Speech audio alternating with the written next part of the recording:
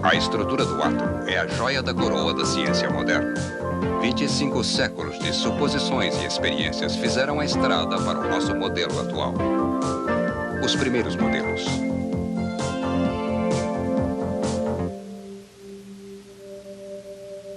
Não é surpreendente que nessa estrada encontramos marcos com os nomes dos mais brilhantes homens da história da física. Mas um nome que não sabemos é o do primeiro homem que perguntou: de que tamanho é o pequeno? Será que tudo pode ser quebrado em metades para sempre? Ou será que por acaso encontraremos algo tão pequeno que não pode ser mais dividido?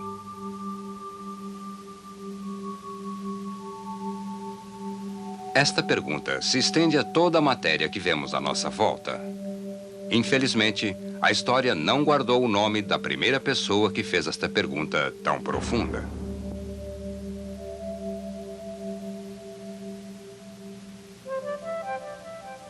O primeiro registro de uma abordagem razoável à menor de todas as coisas foi a proposta do grego Demócritus, que viveu por volta do quarto século antes de Cristo.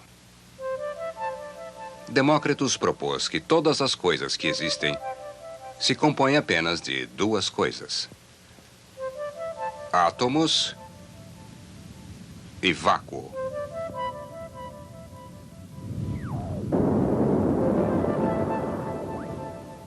A palavra átomo provém da palavra grega atomos, que significa indivisível.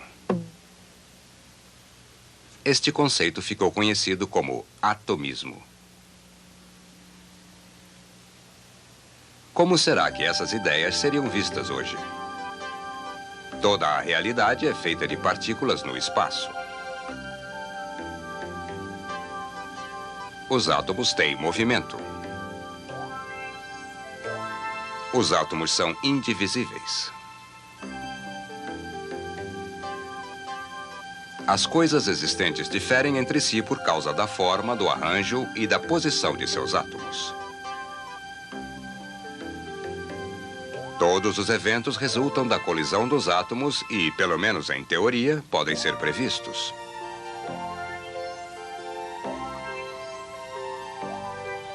Não está tão mal assim para uma ideia filosófica sem nenhuma prova de apoio.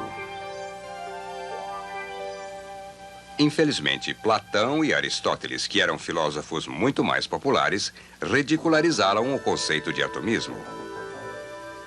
E talvez por causa da ideia de Demócritus de que o espírito humano poderia ser explicado por átomos da alma, o atomismo recebeu uma total oposição da Igreja dos primeiros anos.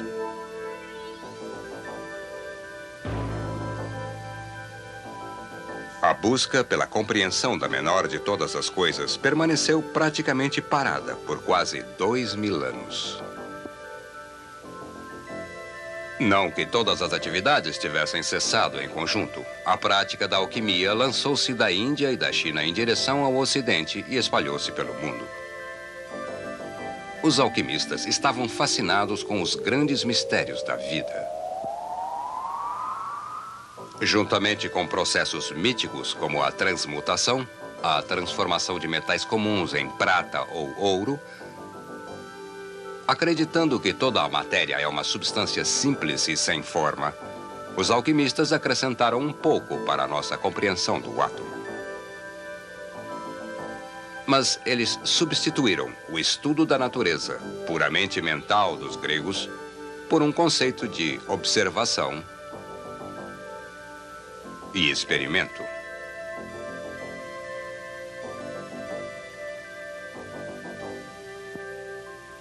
Os alquimistas, involuntariamente, descobriram um passo que levou dos ideais gregos de puro mentalismo para um método científico mais moderno para a investigação da menor de todas as coisas.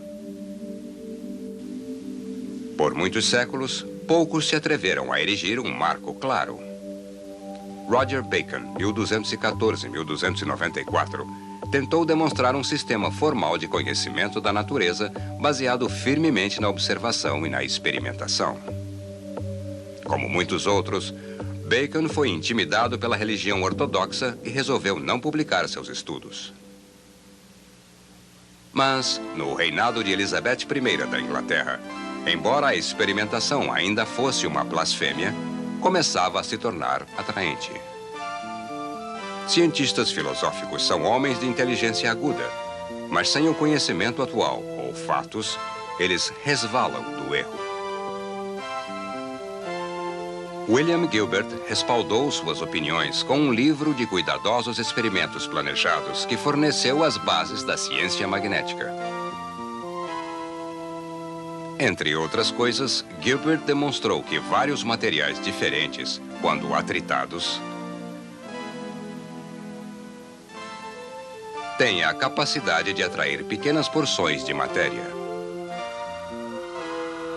Embora Gilbert não estivesse buscando a menor de todas as coisas, as forças que ele e outros observaram provariam ser fundamentais para a estrutura do átomo. Nicolau Cabel, em seguida, descobriu que a repulsão agia de forma similar. Em 1792, Benjamin Franklin executou sua famosa experiência de soltar papagaio e demonstrou que os raios eram eletricidade, o que ele acreditava ser um fluido. Ele chamou de um excesso de fluido positivo e uma deficiência negativa. Em 1785, Charles Augustin Coulomb estabeleceu a lei de Coulomb, segundo a qual, em parte, a força entre duas cargas elétricas varia inversamente ao quadrado da distância entre os seus centros.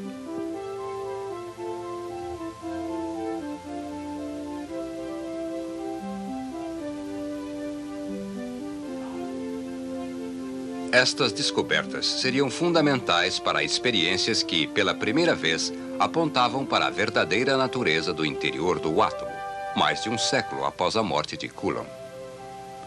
Apesar dos trabalhos destes investigadores pioneiros parecerem não apontar diretamente para a nossa compreensão do átomo, um mosaico complexo de conhecimento foi se desenvolvendo.